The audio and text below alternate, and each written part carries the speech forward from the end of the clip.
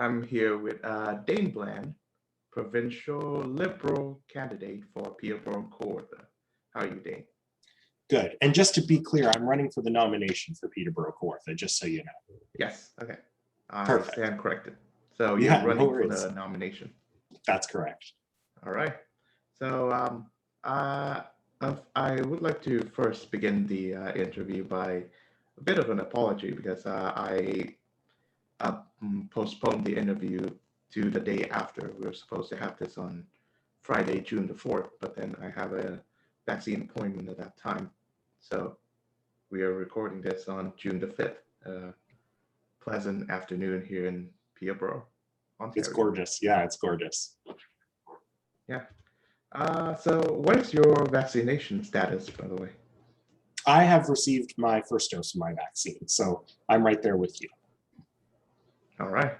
Yeah, that's great. I've been really excited for the vaccine to come out, and it is because lockdown can be a challenge, and I'm one of those people who think that you know for the first like month or so, the lockdown seems pretty necessary. It is to what do you call it?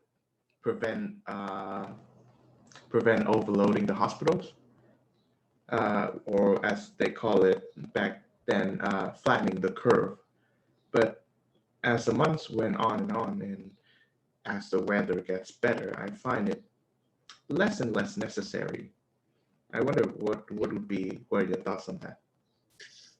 Look, I think the most important thing when it comes to any kind of public health measure or public health advice, the most important thing is that we listen to the science table, the Ontario Science Table, and public health experts.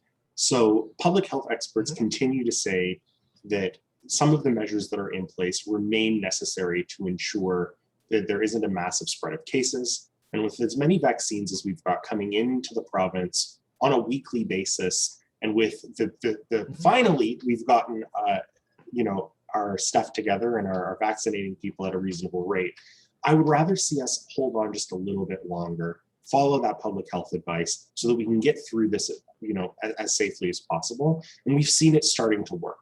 So I'm as much as I think that certain things we could change or we could plan better in advance. I really strongly feel that following public health advice is the most important. Now, with that caveat, one of the things I think that we could have done a little bit better is we could have supported people through this a little bit better. So, closing down small businesses for the better part of a year and a half without providing them meaningful support is really troubling. The fact that most public health experts have said that opening outdoor activities is safe and the province has yet to do so, that's troubling to me as well. I think public health experts and health experts on the science table understand the necessity to begin piecemeal reopening. And so I would really, that to me, they're the experts when it comes to health, and they have our best interests at heart as an entire society. That's my number one thing, is to make sure that we continue to follow their advice, get through this. We're so close. Let's just get through this in one piece, and we can start to try and go back to normal after that. Gotcha. Do you think the lockdown is going to end in like the next month or so? I think you probably more adept to the current events or what the science establishment are currently saying than I am. Yeah, so the I'm just Ontario really weathering through this. Yeah, of course, I am too. I think we all are, and I'm right there with you. That I want things to open up tomorrow, but I want us to be safe too.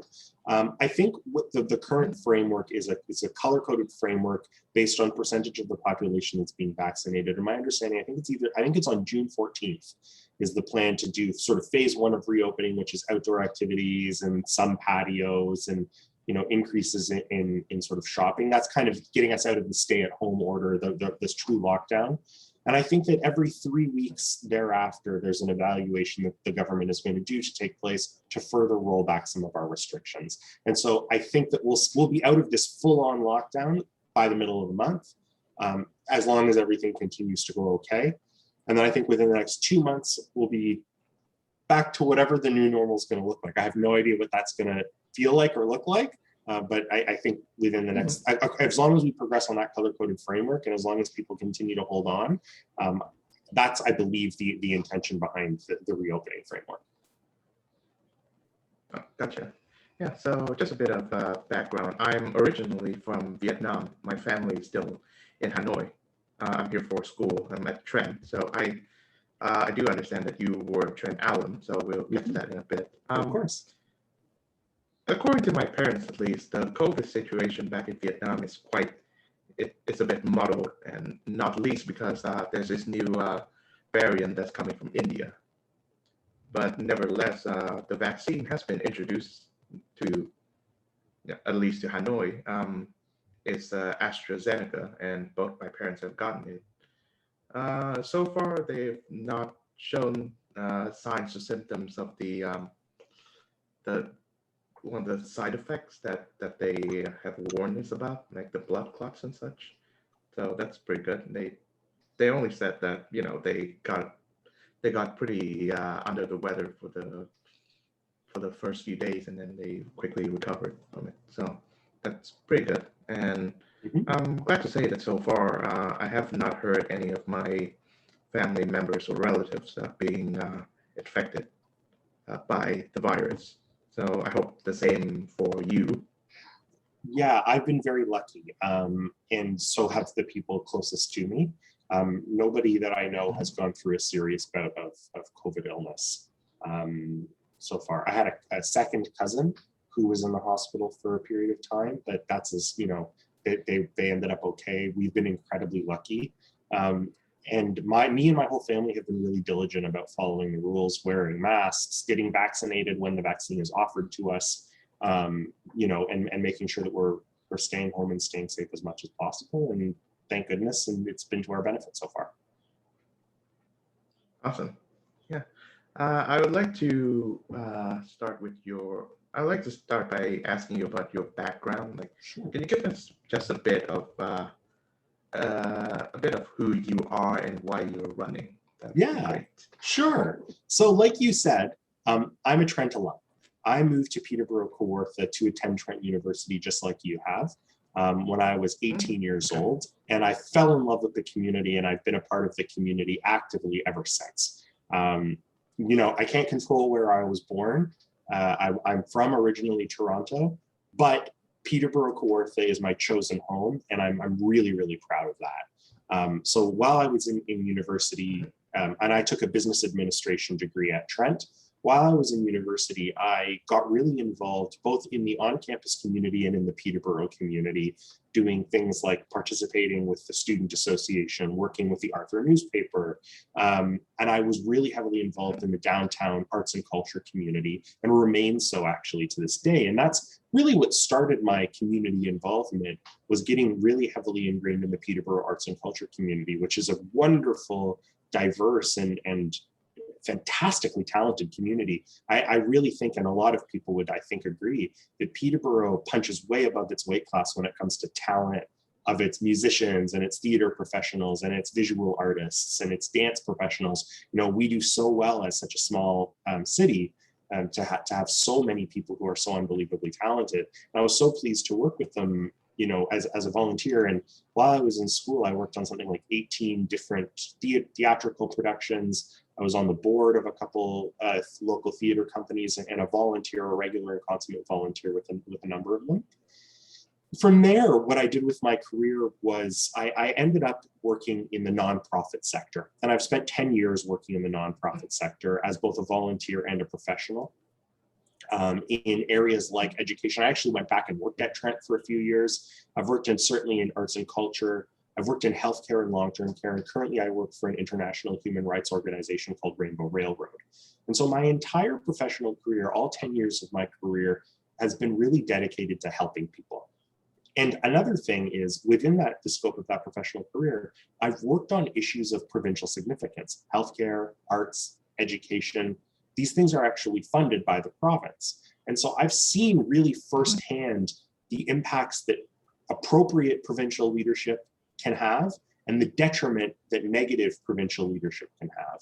And so what really started me on this journey of wanting to get involved is because of that frontline firsthand experience, those 10 years of experience working in resource management, in policy development, in government lobbying within those sectors. I really have a very strong grasp of how the government's investment strategy in our communities, the way the government funds and works with our communities, and how we can do better. And because of my involvement in Peterborough-Kawartha, I built up a strong network of people, all of whom universally are feeling a little bit left behind by the current provincial government and our current provincial representation in Peterborough-Kawartha. They're feeling that they're not being listened to. They're feeling like our community's issues aren't being elevated. They're feeling like there is a lack of understanding about what matters to Peterborough most at the provincial table. And as someone who's so passionately involved in our community, who's built up a strong network, who's worked with people from small business owners to volunteers, to retirees, to professionals, to municipal councillors, the mayor, as someone who's worked with all of these people, I really have a strong grasp and understanding of what really matters and what's really important to our community. And moreover, a passion and a drive to elevate those issues and those voices, our community's voices, to the provincial table. And that's what inspired me to put my name forward and to get involved, is because I feel like what we're missing right now is someone who has that drive, that relentless passion, and the willingness to advocate strongly for our community first. So that's what got me to step up and get involved, and that's the background that's led me to do so. All right, incredible. Yeah.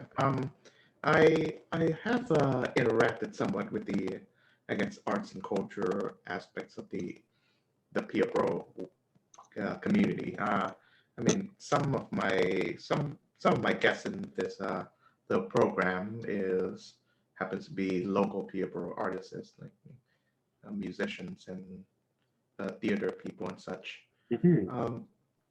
And yeah, and this show is actually initially was a part of Trend Radio. I volunteered to do a show there, and I talk about popular music for the most part. And then I reach out to people to find out about their music tastes, and ultimately it expanded into multiple other topics that I would like to talk about. So your involvement in the organization known as Rainbow Railroad really intrigued me. Yeah. So according to your bio, it is an organization that helps with international LGBT plus people, the human rights of these people across the world. And coincidentally, June is Pride Month. And do elaborate on your work with that organization, please. Sure. I'm so proud of my work with Rainbow Railroad. I'm a little new. I started with Rainbow Railroad over the course of the pandemic. I serve as Rainbow Railroad's Director of Philanthropy. So my job with Rainbow Railroad is to build Rainbow Railroad's funding profile, to raise the money that's necessary to do the critically important work, to help lead and advise on Rainbow Railroad's advocacy efforts, to build a marketing and communications platform with Rainbow Railroad, to work with its volunteers, and to work with our staff to help fulfill our organization's needs and build our organization's capacity. And so those are my duties within Rainbow Railroad. And I'm just so pleased to be doing that. What an unbelievable privilege. As a member of the LGBTQ plus community myself, but at the same time, born and raised in Canada, I am a white man, a cisgender man. I have had nothing but privilege in my life. And there are millions of people around the world who are members of the LGBTQI plus community who don't have the same rights, freedoms, and privilege that I do, simply by virtue of where they were born, their identity, the countries of their origin, who their families are. And so it's such a privilege for me to be able to use my own privilege, and I feel so humbled doing this, to advocate for improvements in our global LGBTQI plus rights picture, and as well to help advocate within the migrant crisis, because Rainbow Railroad's work is at the direct intersection of the migrant refugee crisis and LGBTQI plus rights globally. And so advocating for that organization and building resources for that organization as a member of that community, but an unbelievably privileged member of that community, really humbles me. It's something I'm very proud to do. Yeah, it's I've always been very skeptical of the discussion around privileges, and because here's the thing, I think for the most part, people do have certain unearned advantages and disadvantages in life, and it, and mm, because of that, I don't think one race or class of people is inherently better than another, and that goes with gender as well. You, and for the most part, I think that the disadvantages that surrounding the LGBT plus people, either in Canada or across the globe, is due to uh, bad government or bad human rights records. I know that in Vietnam, I mean, gay marriage is not legalized yet, and in the United States, it's only been legalized for what 5 or 6 years. It started in 2015. Um, so I guess my question would be, this is gonna be really, how how is privilege play into the role of this campaign for human rights of the LGBT plus? I think the better the better objective, I think, would be to just to distribute or facilitate human rights for everyone, and that doesn't mean that you need to uh, acknowledge or even alleviate your privileges. Do you know what I mean? I do. I'm going to disagree with you there, though. I recognize my personal privilege, because within Canada even, and you could argue that Canada's position when it comes on LGBTQI plus rights is amongst the most progressive in the world. That largely from a government human rights perspective, look, we still have a lot of work to do, but Canada is amongst the most progressive countries in the world when it comes to LGBTQI plus human rights. And yet just yesterday, the Conservative Party of Canada refused to vote or allow debate on Canada's Bill C6 in the Canadian legislature to ban conversion therapy. And so I think the word where I come from on the stance of privilege is that the fact that there is a debate going on in legislature, or even a refusal to allow a debate in legislature about people's right to self-determine their identities and not be forced into conversion therapy, for example, that's not happening to a broad number of people who don't necessarily access that privilege. And so where I come from, privilege equates to the need to not fight for one's own equality. And from a global perspective, I am privileged to have been a white man born in Canada. I'm not a trans person who experienced significant difficulties to access, even in Canada as a country. I'm not a racialized person and therefore don't face systemic racism. I was born in Canada as a gay man to a family that was accepting of me, whereas there are millions of people around the world who are not, simply literally by virtue of where they were born. And so I think that where I come from on privilege, from my own personal standpoint, and this is really just personally, is the fact that I have not had to fight for the right to just be who I am. In fact, you and I are sitting here because I am running for elected office or seeking to run for elected office as a gay man. And there are countries around the world, again, simply just by virtue of codified law, where that's not possible. And so I think it's not an either or, a privilege versus, a codified legislative or legislated homophobia, which, in 70 countries around the world, being gay is illegal. I think it's both. I think it's privilege exists, and our governments can continue to do better and to purport human rights. And so I think we have to be very careful about taking privilege out of that conversation, because I truly strongly believe that even if there was 100% equal legislation globally, that there would still be inequities that people who are LGBTQI plus would face, because we've seen that in unbelievably progressive countries in Scandinavia, in Europe, in Canada. where LGBTQI plus people do have the protections of the government and yet still face discrimination every single day just by virtue of being who they are. And so that to me takes the human rights side of it out, and privilege comes in.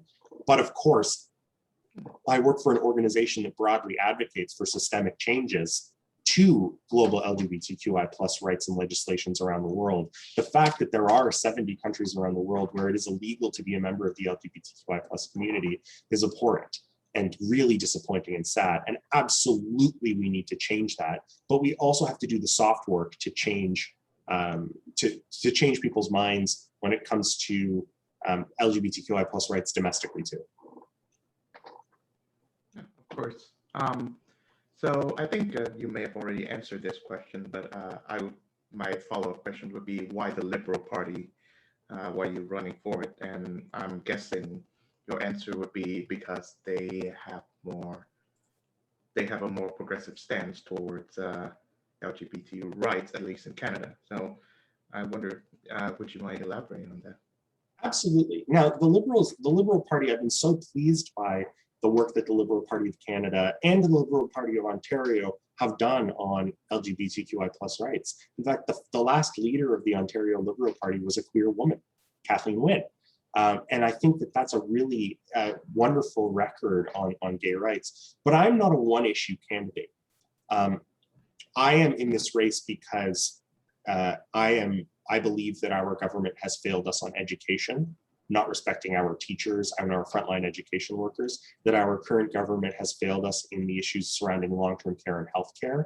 The fact that it took so long to respond properly to the pandemic in Ontario, the fact that we are still not hiring PSWs at the appropriate rate and are not being compensated properly.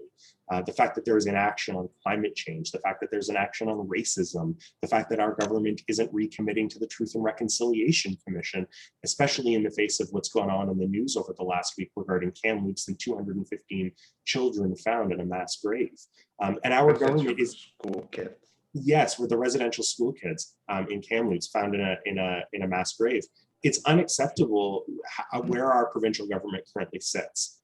And I am a Liberal because I believe, and I identify as a progressive Liberal, because I believe that the Liberal Party of Canada is a big tent party where there's room for everybody and there's room for everybody's ideas. And that within the Liberal Party, we believe in pragmatism, in compromise, in working together to find what's right for the most people in our province. And I am really inspired by the Liberal Party's, the Liberal Party of Ontario's record in our province, putting forward progressive agendas and being willing to follow through with them. I'm really inspired by the current platform conversations that are taking place in this iteration of the Ontario Liberal Party. I'm really encouraged. I see myself within those and my personal ideas within those things. And so that all leads me to be a very proud Liberal. I've been a lifelong Liberal and very proud of it because the Liberal Party has always made room for me and millions of other people like me who strongly believe that progressive ideas that advocate for the most people are the right ones,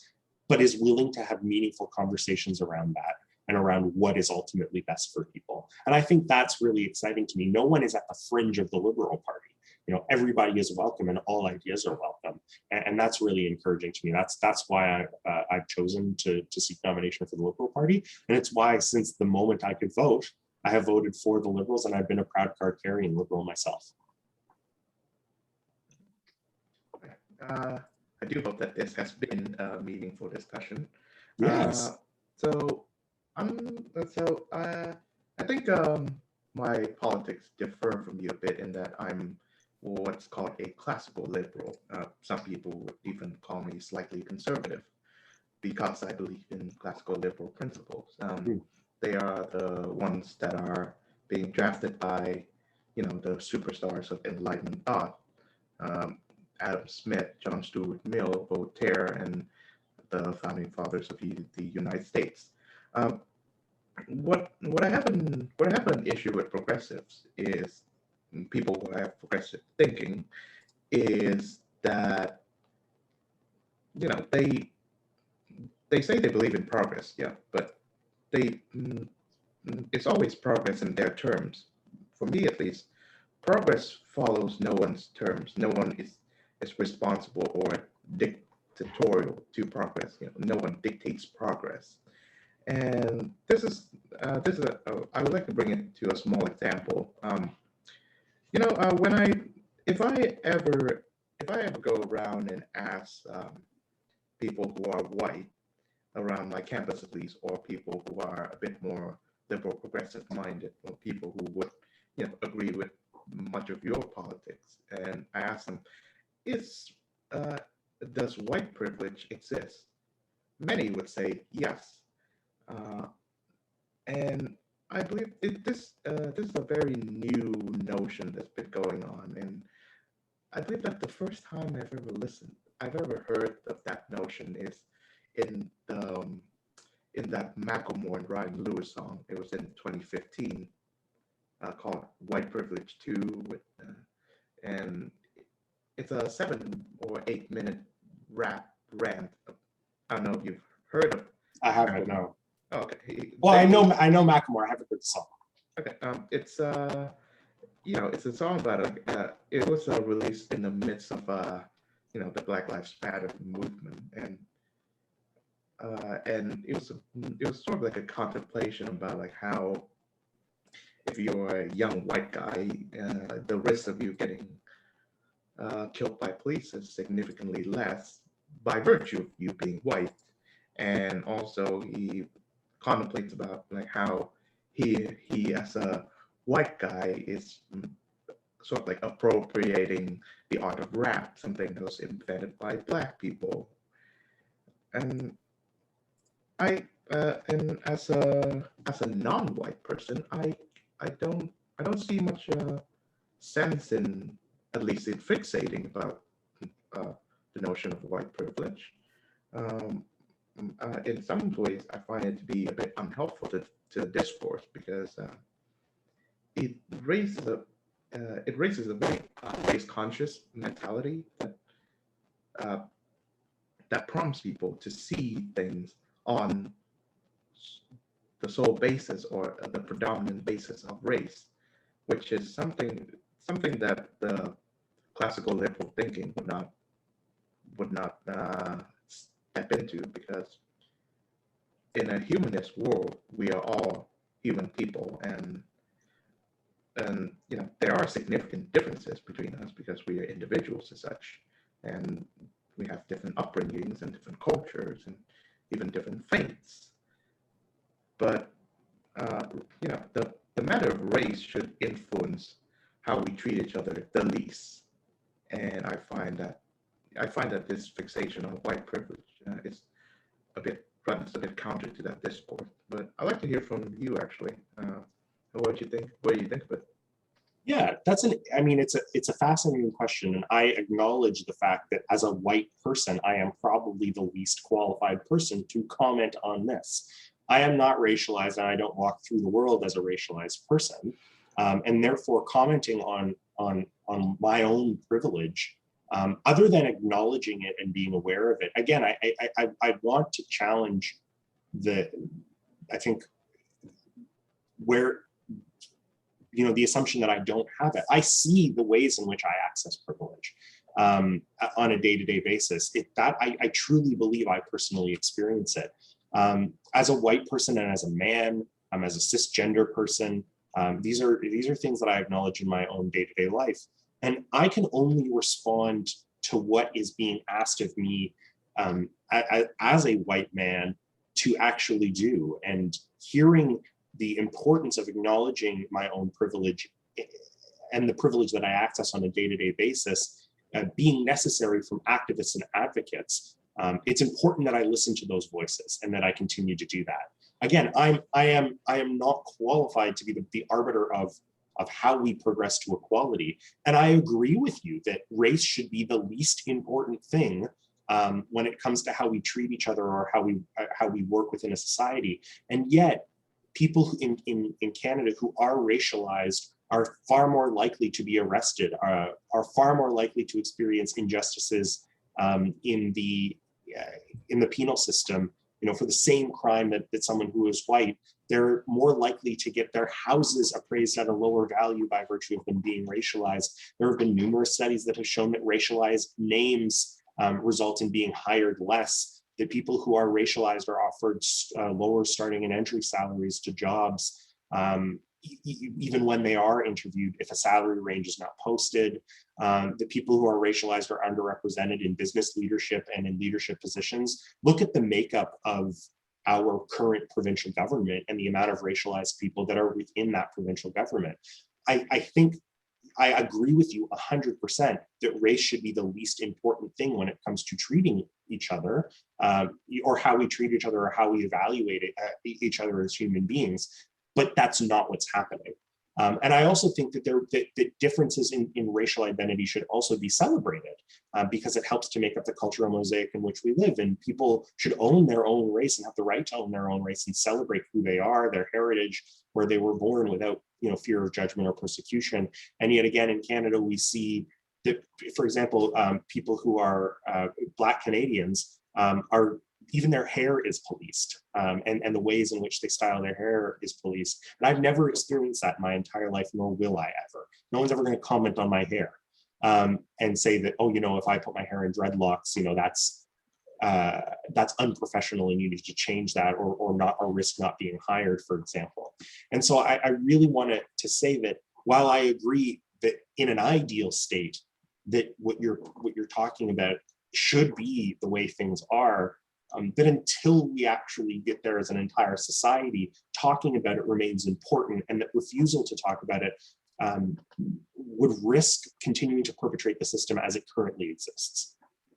And I don't think that that can happen from an equality or an equity perspective. Yeah. So here's the thing. I would agree that I would be a subscriber of the opinion that our, at least Western society, North American society, the one that I'm sort of like adopting right now, has been a lot more, I guess, tolerant or charitable or inclusive to people of different races than say 50 years ago, or at any society in history. Um, but I do have a friend who used to be like a staunch liberal supporter, and he even voted for Trudeau. But then after a while, he got really disillusioned because of the leadership, as well as most of the people within the parties uh, focus on what he and I call identity politics, as in like the you it's this over focus on the sort of like power dynamics between people of different groups, and the assumption is that the assumption is that it's a very zero sum game between identity groups. Like if you know the assumption goes that the country Canada or the US is being way too dominated by, say, uh, white or straight or cisgender males, and it is somehow our responsibility to sort of like even the playing field, in that you introduce more, non-white, non-straight, non-cisgender, or non-male to the playing field. Um, I mean, as someone who is, who fulfills not all of those boxes, um, I find that it's a step away from choosing people because of their merit, and and I and that should be the main goal. As in, if a person if a person is qualified for the job, it should not matter. It should not matter whether you know the person's skin color or his or her Yeah, gender. and look, I don't disagree with that, but one of the things I want to challenge is that we are not living in a straight meritocracy right now. I don't disagree that we should live in like that meritocracy when it comes to qualifications, either for elected office or for jobs or for admissions to university or whatever it looks like, that a meritocracy is a reasonable thing to want when it comes to, we live in a capitalist society, but we don't live in a true meritocracy when people who are of similar or even greater qualifications are being passed over simply by virtue of who they are. It is statistically and scientifically proven that that happens.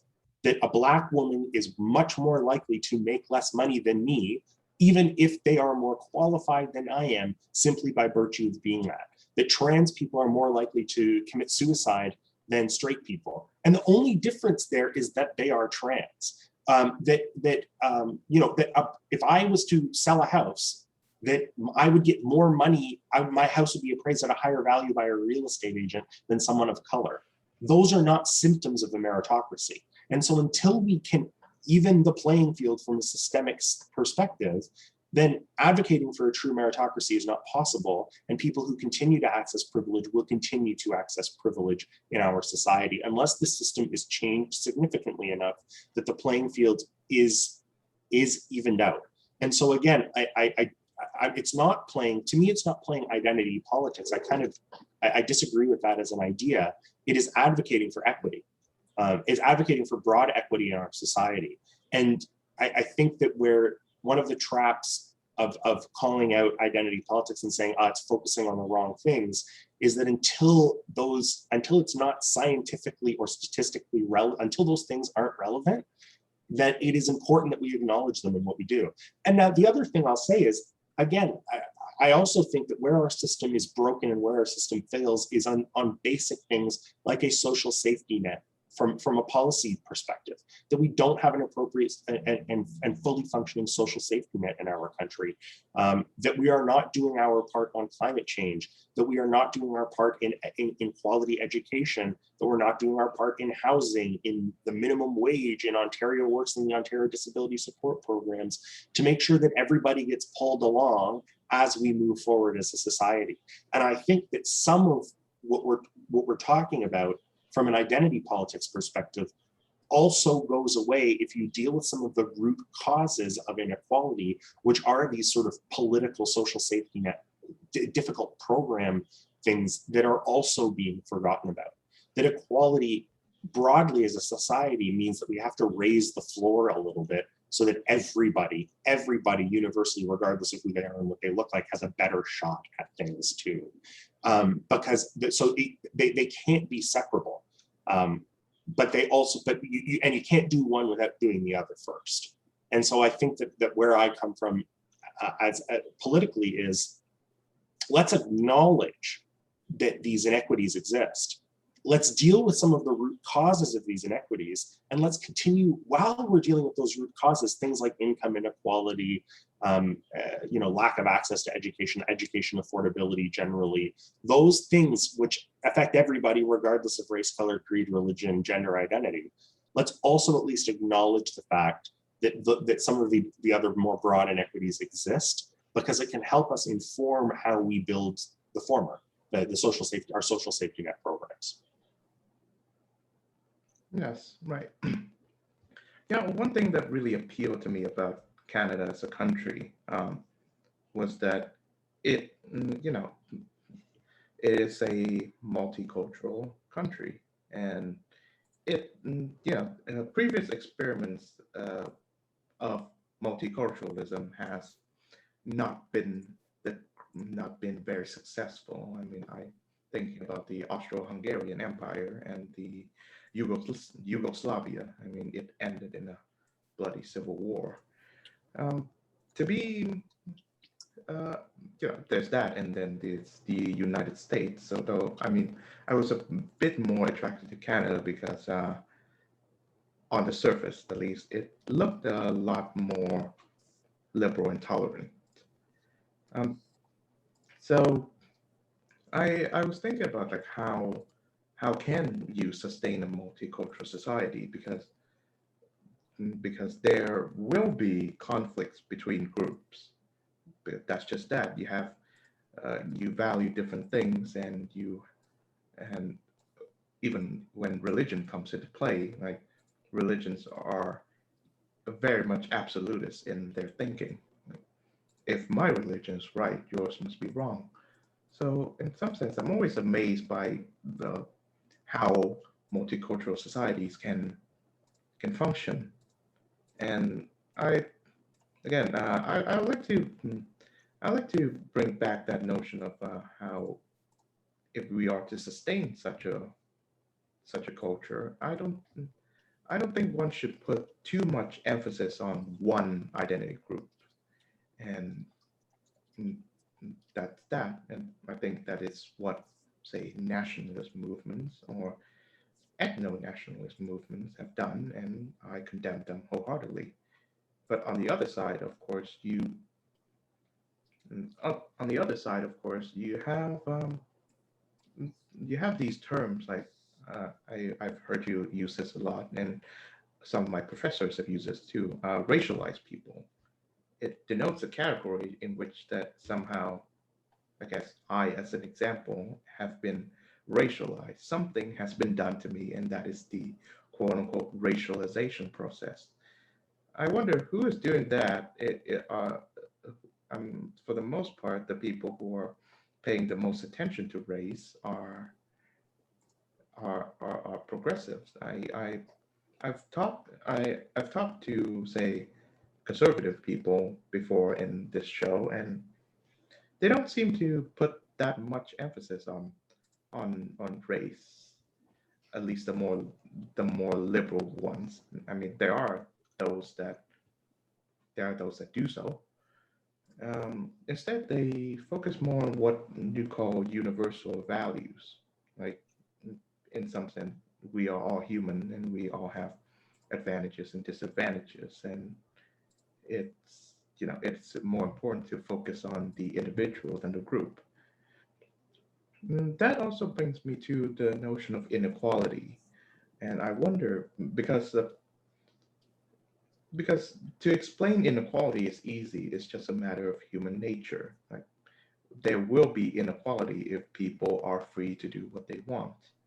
Um, one example I one example I thought of is that imagine if uh, imagine if there's an equal racial quota in basketball or the NBA or any sport even. Does that make does that make the game of basketball any more or any less interesting? I think it would be a lot less interesting. And that brings me back to the question of merit. Um, you know, there's a set of programs in the U.S. They call that affirmative action, and this is a set of programs that I find disagreeable because it purports that there are these subgroups of people that need a leg up, and even though they may not be qualified for either the job post or the position as a student in a university. And imagine imagine like a black guy working at a place where he is being told or he inferred that he is an affirmative action hire, as in they only hired him because of the his skin color rather than because he's really qualified for the job. Um, I'm not sure where I'm heading with this, but it's just What do something you that say? I'm Yeah, thinking about, sure. and I wonder. Yeah, but what do you say to the studies? And I mean, there have been a number of them that have shown that what you're suggesting doesn't actually take place. That someone who is unqualified doesn't get a job simply by virtue or doesn't get admitted to university. There have been a number of studies around affirmative action policies. And this is definitely tangential to provincial Ontario politics, by the way.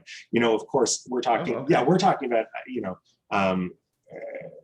I did the things about identity politics and US policy, and happy to super happy to have that conversation. But there have been a number of studies I think that have shown that that what you're purporting, that simply just because somebody looks a certain way or is a certain way or holds an identity as you've sort of described it, that they're not getting it because they're underqualified, but are a part of, say they're Black.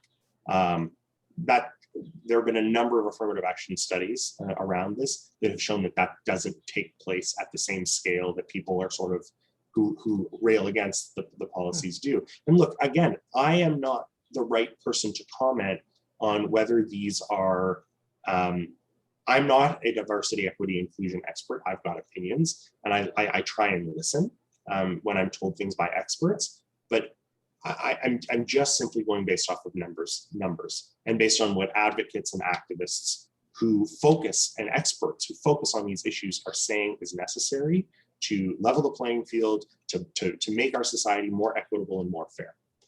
That's what I stand for most of all, is acknowledging the fact that I have my own knowledge limitations, which, you know, so many politicians portray themselves as infallible. I am not. And I love that we disagree. I love that, you know, I love when people have disagreements with me, because somewhere in between your perspective and my perspective is probably the right answer. I don't think that I don't think anybody's ever really 100% correct, especially when it comes to matters of policy or politics. But the fact of the matter is that, again, as an infallible, or as a fallible person, I am not infallible. As a fallible person, listening to people who have more experience or expertise in particular issues than me is the way by which I can make up for some of that, is by being willing to hear and to listen. And so what I'm reflecting to you is simply what I have heard from, listen to advocates and activists say. And again, I access a ton of privilege in my life. I have experienced life in a really, frankly, relatively easy way. And I am very grateful for that. And I intend to use that platform and that privilege to listen properly when someone tells me that something isn't fair or something needs fixing, and do my best to try and fix it. Yeah, and you know, I'm pretty glad that you've said that series of sentences about like how you're not you're not infallible person, and then you'd like to have several disagreements, because I think that's kind of like why I started this program to begin with. I enjoy talking to people, and I enjoy hearing from perspectives that are different from my own. And I find that having the same discussion while in my university is pretty unsatisfactory, because they believe that I hold these views that I do in bad faith. They perceive that there's some, either ignorance or malevolence or a combination of both that led me to posit what the positions that I'm taking right now. And I think the format of long form conversations, i.e. podcasts, help alleviate that tension between me and the other speaker. And you would be a good example. And yeah, and the question of privilege is, I'm not dismissing it entirely, as I've begun this conversation with. I think when I reflect on my life, I do have quite a lot of privileges, but I would prefer to use advantages. Sure. I was not born with a pre-existing medical condition or a form of disability. I have a very hardworking and very compassionate and very principled parents. Like, you know, so a lot of people do not have that, and I I had the I had enough of the, I guess, financial means and foresight to leave my country to be here to study at school and experience Western society. So that is, uh, no, you can call them privileges. Of course, unlike you, I've never really put much emphasis on my race or my ethnicity as a privilege, probably because I'm sort of one of the racial minorities here. Um, the way I think about privileges is that you're born with a handful of them, and and I think it should enhance your, say, responsibility to either elevate the status of the world around you, and of course to increase people's well-being, because you have these things that have basically unearned. I didn't do anything to have or to have these advantages or privileges. Mhm. And I think a lot about like how I should be a more responsible person, at least to myself or to the world at large. And you know, I've always thought that, or at least that's what my parents tell me, is that Eastern society, at least in Vietnam, is a lot more family oriented than Western society. I don't know if that's true. I mean, my observation is that we, we all value the value of family members, but in slightly different ways. And okay, where am I going with this? Uh, I think that's why the responsibility to take care of your elders or to respect your parents is heavily emphasized where I'm from. Mhm. It's because you have these advantages, but the people who are older than you uh, is inculcating you a mindset of responsibility and self-control and the wisdom that you need to move about your life to make those to make something out of the privileges that you've given. Yeah, What do you think absolutely. of that? Yeah, I think, well, and you've identified something, that I think where we can really agree is that one of the, I think that sort of speaks again back to why I'm running for election and why I'm doing what I'm doing and why I'm proud to work where I work, is because I've been given a set Mhm. of skills, a set of advantages, and I want to use those things to try and make our world a better place just a little bit. And maybe it's naive of me to think that I can do that, but I want to try. And that's 100% what I'm here to do, is to, first of all, to take care of the people who came before me.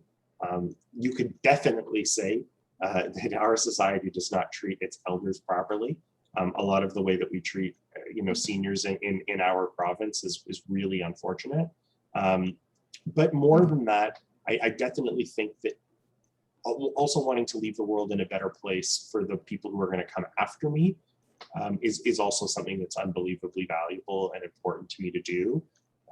It's why I'm here. It's why I'm putting myself forward, is because one of the things that I can do simply by virtue of trying to do this is to listen to people a little bit better, to hear what they're saying, and to try and make their lives better, regardless of who they are or where they come from, or what their life experiences are.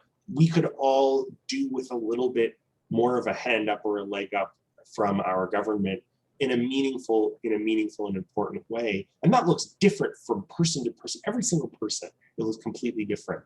But I think that we can do a little bit better job of, on the whole, just listening a little bit better, and coming up with some common sense solutions that just make life a little easier for everybody. And look, if it means that I can take the advantages, the skills that I've been given, the work that I've done so far, and put that to good use, I'd be so proud to do that. Awesome. So I would like to end this with this question: what does a better world look like to you? What is your version of a better world? I I'm not a utopian, and I don't think you are. I don't think you are. I mean, No. but I do believe in betterment. I think that's kind of like the purpose of why we live. To look back at and say our past, either our personal past or our collective past. That we've progressed from that, and we've progressed from that, but there's still much more to do. I mean, of course, there's that revelation of the 215 formerly residential school kids who have perished, and for the most part, I think I look at that as saying that I'm quite glad that Canada does not do that anymore. Residential schools are now universally abhorred, but I've had, I've talked to a lot of, my friends in universities who are, Canadian Indigenous people, Mhm. and of course the tragedy is that uh, the I guess the so-called white settlers or and their descendants are not gonna move away from Canada anytime soon, and for the most part, the indigenous population of Canada are virtually stateless. And so the only thing we can do right now is to make sure that their lives are better than their present circumstances. That's a pretty long segue there, but the question remains, what do you think a better world looks like? Yeah, on and I'll use your example and then go a step further. The as much as we no longer have a residential school system in this country, this is a recent piece of history. It's I think people think of it as a long past, hundreds and hundreds of years ago thing, and it's not. And Indigenous people still face injustices today. There are residential school survivors who are in court. There are protesters who are broken up when they're saying that pipelines are being shoved through their land. You know, people in our riding in Peterborough-Kawartha don't have access to clean drinking water. These are still like that's a basic human right. Water is a human right as declared by the United Nations, and access to clean water is it's a fundamental human right. And here we sit in Canada where members of Indigenous communities don't have that. And so I think when we're talking about, what can we do to make their lives better, recommitting to truth and reconciliation, to justice and to fairness is the least that we can do, given the fact that, they didn't ask for, as you said, white settlers to be here. We just kind of are now. And so the fact is that we have, not only are we here, but then we're sort of foisting them into Indigenous communities into corners, taking away their rights, purporting genocide. It's so horrendous and abhorrent and unfair. And that we continue to do so in the many ways in which the state and people continue to do is really disappointing. And I say this as a white settler. There is so much more that we can do, and I am committed to doing that. But to me, the things that we can focus on in our society to make it a little bit better are justice and fairness. I think if we focus on making our society a little bit more just and a little bit more fair for everybody, then the world would look a little bit better. Whether that's raising the floor a little bit for the people who are experiencing poverty so that they don't sink quite as low, that they can be better participants in our society as a whole. I think that's fair and that's just, and it's the right thing to do.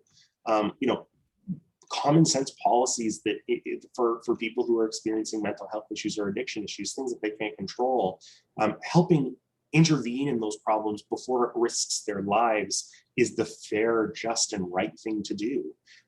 Better educating our children and treating the people who are entrusted with their education a little bit better is the fair, just, and right thing to do. And so I think, I am not a utopian. I acknowledge that we're never going to have a perfect world, and that a perfect world for some is not a perfect world for others. I'm not advocating for like a Hunger Games or, the Giver Society or a Brave New World type thing. It's just not possible.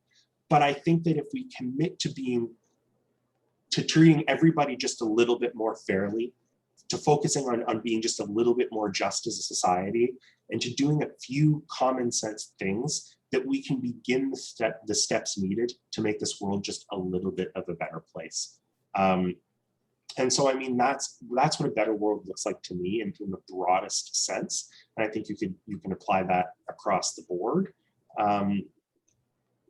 And I mean, look, the number one thing I guess I could say to finish this off is I want to hear what a better world looks like to all of the people within the riding of Peterborough-Kawartha and beyond, because if I am to be successful in this journey as a representative of those people, it's not solely what I believe that's important. It's what everybody as a collective that we believe as a community will make our community better.